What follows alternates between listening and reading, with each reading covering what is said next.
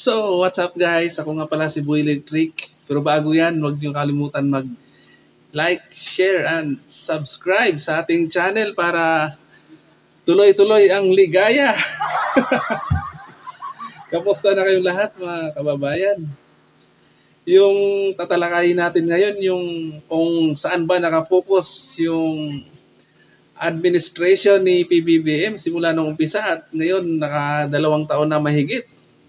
Hindi sa ekonomiya o pagpapaganda ng buhay ng Pilipino, kundi pagkatapos niya nanalo ay nakapokus siya o yung layunin niya ay parang paano ma-extend yung termino niya. Di siya nakapokus sa pagpapalago ng ekonomiya o pagpapagaan ng buhay ng tao after 2 years. Yung bilihin yung mga basic na bilihin lalong nagmahal.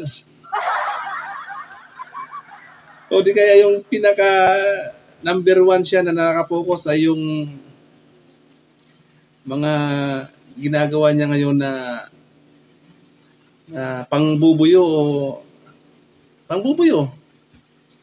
sa mga taong nagtiwala at tumulong sa kanya nung eleksyon.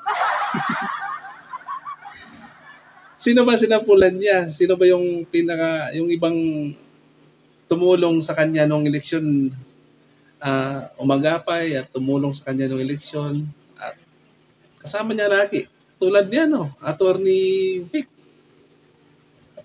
tinanggal niya. Tinanggal sa gabinete. At pangalawa nun Operation Inday Sara. Kabalo mo say guys nung tinanggalan ng pondo si Inday Sara. Another name para sa mangga. Unsa man tanggol sa ang tawag ano niya? Niya. Mangga gamit. Ibalato mo na sa akin yan. Balato.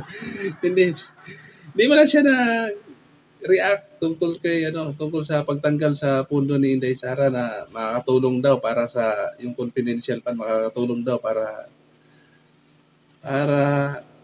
yung mga pagre-recruit ng mga makakaliwa sa mga eskwelahan, di ba talamak yung mga recruiter dyan at nag-iba ng landas yung mga ibang estudyante na punta sa bundok.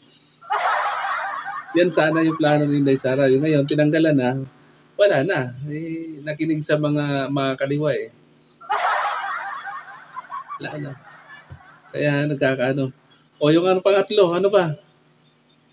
Pero si Inday Sara, yun yung talaga. Yan yung isa sa nagpanalo natin, hindi natin hindi natin maitatanggi na isa si Inday Sara sa nakatulong sa kanya na manalo. Kung wala siya, ang daming sumisigaw na never again.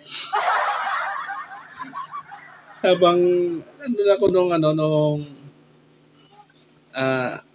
nagparada sila sa nagparade parang dumaan sa kalsada.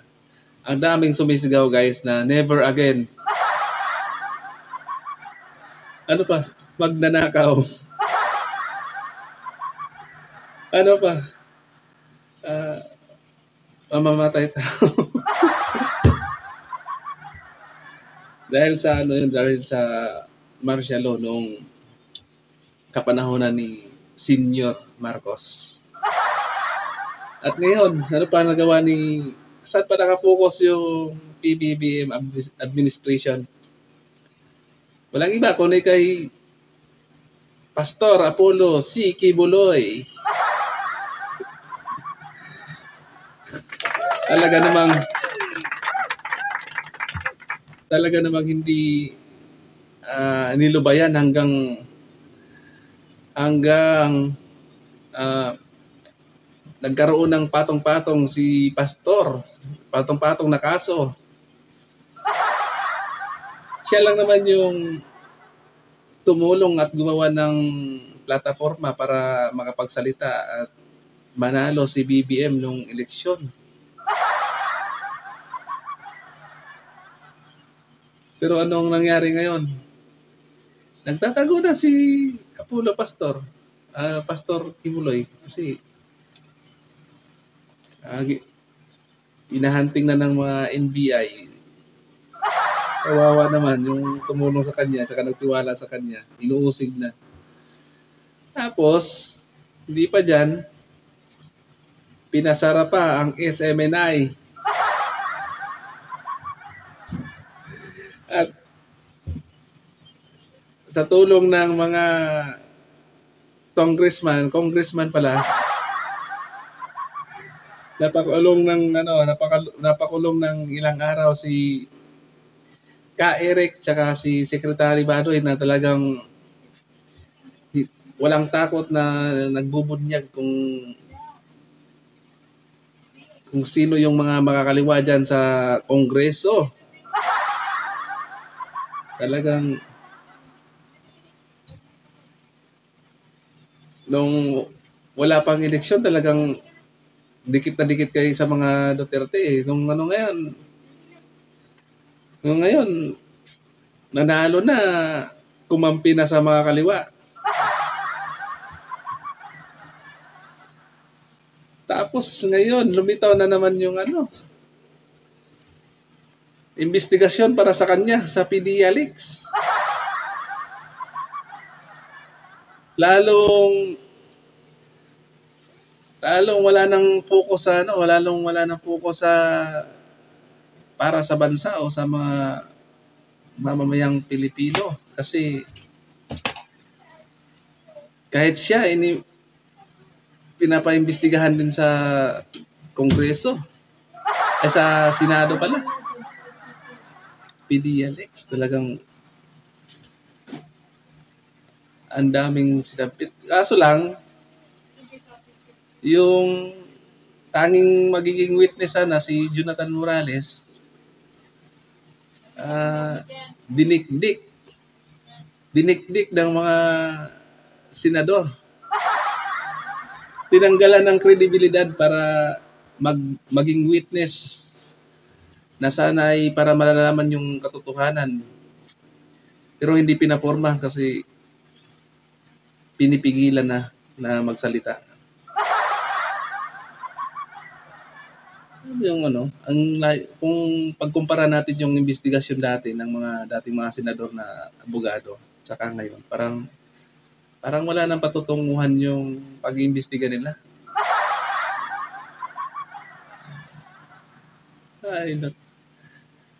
Ayun, after 2 years, paano na kaya yung nito?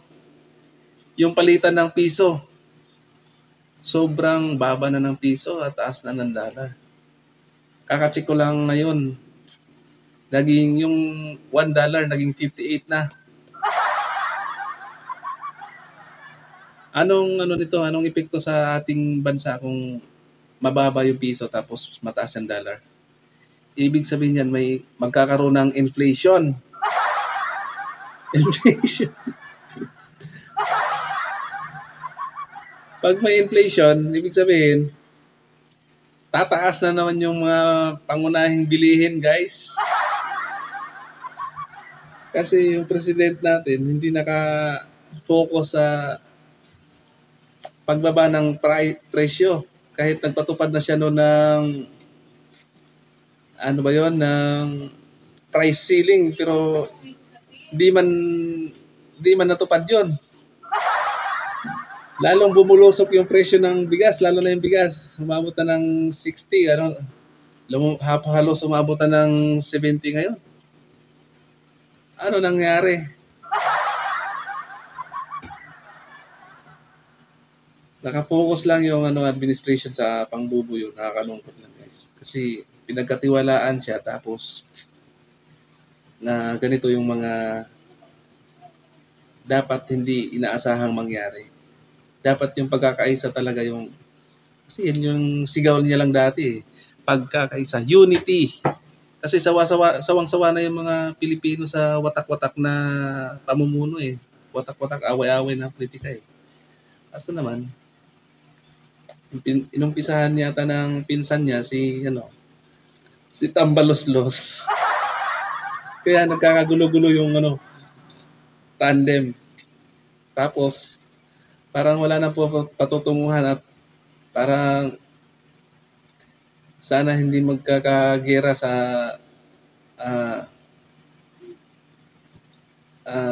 policy niya sa foreign policy niya with China. Kasi ang dami ng mga sundalo mga sundalo ng Kano. May balikatan, sobrang dami, tapos mga missile pa na nilagay dito sa Pilipinas, dinala dito sa Pilipinas, kaya medyo na-alarma yung China. So guys, yun lang. Don't forget to subscribe at i-share ang ating video para marami pa makapanood. Salamat! Yun lang muna. Kita-kita na lang tayo sa susunod na video. Thank you guys!